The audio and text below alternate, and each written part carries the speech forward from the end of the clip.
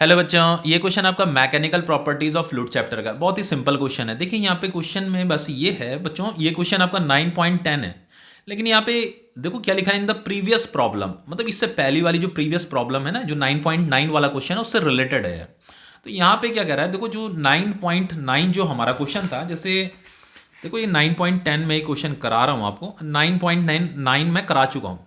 तो ये लिखा in the previous problem 15 centimetre of water and spirit each are further poured in the respective arm of the tube. तो ये जो you tube है ना, ये वाला जो फिगर है बच्चों, ये 9.9 जो क्वेश्चन था उसका फिगर है, और ये क्वेश्चन है 9.10, तो उसका फिगर ये है 9.10, ये वाला फिगर है। ठीक है, तो इसी में क्या करना है हमें, वो कह रहा है कि 15 centimetre of water and spirit each are further poured into the respective arms of the tube. तो ये जो ट्यूब के जो रिस्पेक्टिव आर्म्स है, एक आर्म ये है, एक आर्म ये है, हमें क्या करना है, यहाँ पे 15 सेंटीमीटर ऑफ वाटर और डालना है और 15 सेंटीमीटर ऑफ स्पिरिट और इसमें डालना है। ठीक है, तो ऐसा करने से क्या होगा, what is the difference in the level of mercury in the two arms. देखो जब ये जो क्वेश्चन 9.9 था उस समय यहाँ पे मर्क्यूरी, ये मर्क्यूरी है, ठीक है, ये मर्क्यूरी है और ये स्पिरिट है इसके अंदर भरा हुआ, यहां से लेकर के यहां तक, और ये वाटर भरा है। तो इस पहले वाले क्वेश्चन में क्या था, ये मर्क्यूरी जो है सेम लेवल पे था, लेकिन वो कह रहा है कि जैसे ही हम 15 सेंटीमीटर वाटर और स्प्रिट इसमें और डालते हैं, स्प्रिट इधर डालना है, वाटर इधर डालना है, 15 सेंटीमीटर और, तो ऐसा करने से क्या होता है कि जो मर्क्यूरी का जो लेवल है ना उसमें डिफरेंस आ जाता है। डिफरेंस ये आ जाता है, देखो यहाँ पे तो लेवल में डिफरेंस नहीं था, लेकिन अगर मैं 15 सेंटीमीटर और डालूंगा इसमें स्प्रिट और वाटर, तो इस लेवल में डिफरेंस ये आ जाएगा, ये डिफरेंस आ जाएगा। देखो ये मर्क्यूरी है, ये वाला, ये जो शेडेड पार्ट है ये मर्क्यूरी है। तो मर्क्यूरी जो है इतना लेवल राइज कर गया, इतना मतलब इतना एच हाइट ये ऊपर राइज कर गया, इतना ऊपर राइज कर गया। ठीक है, हमने क्या किया, पहले ये कितना था, स्प्रिट कितना था, 12.5 था, हमने इसमें 15 और डाल दिया, तो 12.5 प्लस 15 कितना हो जाएगा, 27.5, ये स्प्रिट का हाइट है। ठीक है, समझ में आ रहा है। अब देखो वाटर कितना था, 10 था, तो हमें यहाँ 15 और डालना था वाटर, तो 10 प्लस 15 कितना हो जाएगा, 25 हो जाएगा। ठीक है, ठीक है, तो हम इसके अकॉर्डिंग इस क्वेश्चन को सॉल्व करना है। हमें यहाँ पे कह रहा है आगे, स्पेसिफिक ग्रेविटी ऑफ मर्क्यूरी दे रखा है 13.6 दे रखा है। ठीक है, तो फाइनली हमें यहाँ पे फाइंड ये करना है कि what is the difference in the level of mercury. ये मर्क्यूरी का, ये है मर्क्यूरी का एक लेवल और एक लेवल ये है, इसमें कुछ डिफरेंस आ गया है। ठीक है, तो ये डिफरेंस एच हमें फाइंड करना है।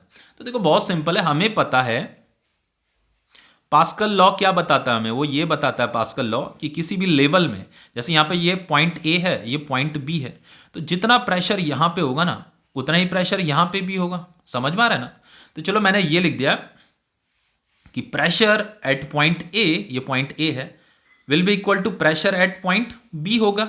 यहां पे भी उतना ही प्रेशर होगा जितना प्रेशर यहां पे होगा, लेकिन यहां पे का जो प्रेशर है वो ड्यू टू वाटर कॉलम है। ठीक है, तो यहां पे का अगर प्रेशर आपको कैलकुलेट करना है वो क्या होगा, ड्यू टू वाटर कॉलम होगा। तो ड्यू टू वाटर कॉलम मतलब प्रेशर कैसे निकालते हैं, एच रो जी, तो यहां पे एच आएगा, H1 ये वाला हाइट, रो मतलब डेंसिटी ऑफ वाटर, ये वाटर की डेंसिटी ऑफ वाटर इनटू जी। ठीक है, तो यहां पे का इस लिक्विड कॉलम की वजह से जो यहां पे प्रेशर होगा वो निकल जाएगा। ठीक है, इज इक्वल टू, अब यहां पे भी जितना प्रेशर यहां पे ना उतना प्रेशर, दोनों यहां पे जो प्रेशर होगा वही प्रेशर यहां पे भी होगा, लेकिन यहां पे का जो प्रेशर है उसे हम कैसे कैलकुलेट करेंगे, ड्यू टू ये मर्क्यूरी कॉलम, ये आपका मर्क्यूरी है, ठीक है, और ये आपका स्पिरिट है और ये आपका वाटर है।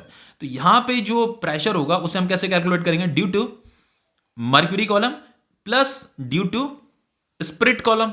तो ये जो स्पिरिट कॉलम की वजह से जो यहां पे प्रेशर होगा, प्रेशर क्या होता है, ट्रांसमिट होता है, हर जगह ट्रांसमिट होता है, वो यहां भी ट्रांसमिट हो जाएगा, यहां तक पहुंच जाएगा, यहां तक पहुंच जाएगा, हर जगह ट्रांसमिट होता है। ठीक है, तो यहां पे जो प्रेशर है वो ड्यू टू स्पिरिट कॉलम भी है और ड्यू टू मर्क्यूरी कॉलम भी है। ठीक है, तो जो ड्यू टू ये स्पिरिट कॉलम जो प्रेशर होगा वो कितना होगा, वो होगा ये वाला height H2 density of spirit into G, plus यहां पे वो इसकी वजह से यहां पे प्रेशर होगा, वो प्रेशर यहां भी ट्रांसमिट हो रहा होगा। ठीक है, और दिस वाले कॉलम की वजह से भी यहां पे प्रेशर होगा, तो वो होगा कितना होगा, ये वाली height H density of mercury into g, यही है बस। और ये H हमें फाइंड करना है, बाकी है क्या, कुछ भी नहीं है इसमें करने के लिए। अब देखो हम यहां पे क्या करेंगे, चलो ऐसे करते हैं, इसे इस G को इधर भेज देते हैं, तो ये H1 density of water into g minus H2 density of spirit into g is equal to ये H density of mercury into g. तो यहां G कॉमन आ जाएगा, तो ये हो जाएगा आपका H1 density of water minus H2 density of spirit, ठीक है। और ये हो गया H density of mercury into g, ये G से G कट जाएगा। इतना समझ में आ रहा है? हमें क्या करना है, ये हाइट फाइंड करनी है बस। ये जो डिफरेंस है ना, ये मर्क्यूरी लेवल में जो डिफरेंस आ गया, ये और ये जो डिफरेंस आ गया, ठीक है, तो इसे हमें कैलकुलेट करना है, बाकी कुछ नहीं करना, ठीक है।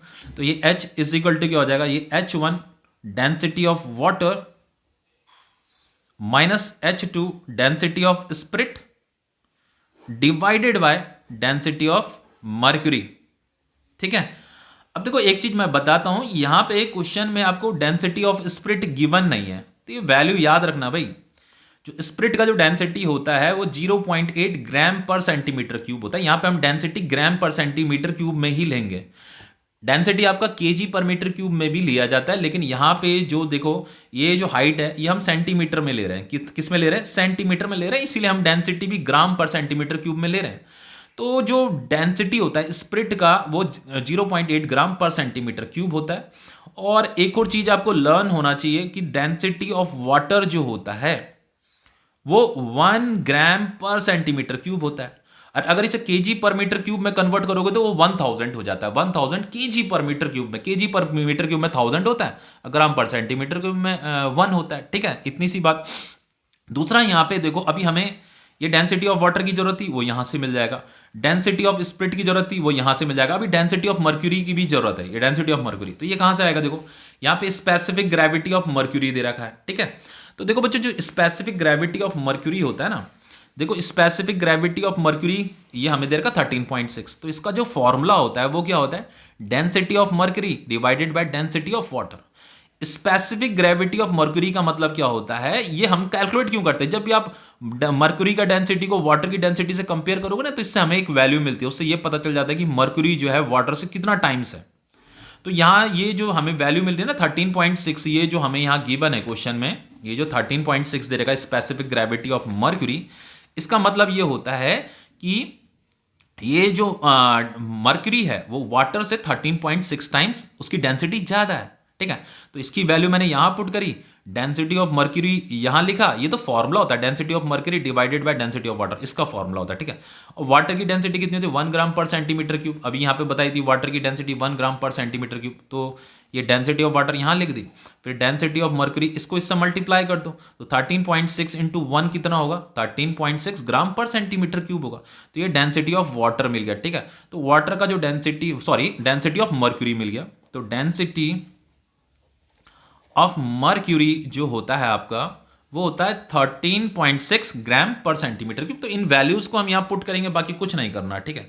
तो H is equal to H1 कितना दे रखा है, ये H1 आपका 25 दे रखा है, ठीक है। 25 इंटू डेंसिटी ऑफ वाटर 1 है, माइनस H2 ये दे रखा है आपका यहां से लेकर के यहां तक 27.5। 27.5 इंटू डेंसिटी ऑफ स्पिरिट 0.8 दे रखा है, ओके, डिवाइडेड बाय ये हो जाएगा आपका डेंसिटी ऑफ मर्क्यूरी दे रखा है आपका 13.6 दे रखा है, ओके। तो ये हो जाएगा आपका 25 माइनस, इसको सॉल्व कीजिए, ये कितना होगा आपका, देखिए इसका जो मल्टीप्लाइकेशन होगा वो क्या होगा, 8 5 जो 40, 0 4 कैरी, 8 7 जो 56 और 4 66 कैरी, 8 2 जो 16 और 6 कितना होता है 22, ठीक है, इतना ही तो आ रहा है। और ये यहाँ पे ये 22 आ जाएगा, डेसिमल यहाँ पे आएगा, ठीक है। तो ये 22 आ रहा है, डिवाइडेड बाय आपका 13.6 भी आ रहा है। तो फाइनली हाइट जो आ रहा है ये आ जाएगा आपका 3 डिवाइडेड बाय 13.6। चलो इसे मैं कैलकुलेटर से सॉल्व करके बताता हूँ कितना आ रहा है।